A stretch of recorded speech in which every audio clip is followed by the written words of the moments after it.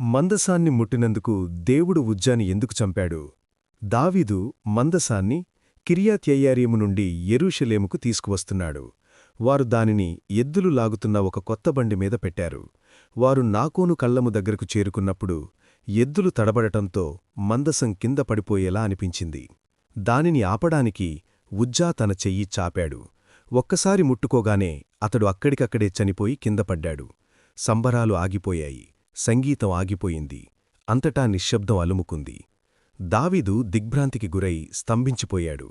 ఆపై భయపడి ఆ రోజు దానిని యెరూషలేములోనికి తీసుకువెళ్లలేదు.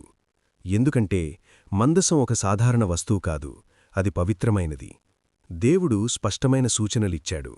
దానిని మోసుకు వెళ్లాలి తప్ప బండిమీద తీసుకువెళ్లకూడదు.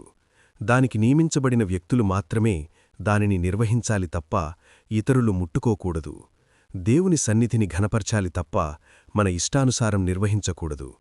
మీరు ఆయన సన్నిధిని ఘనపరిచేవారైతే ఆమేనని కామెంట్ చెయ్యండి.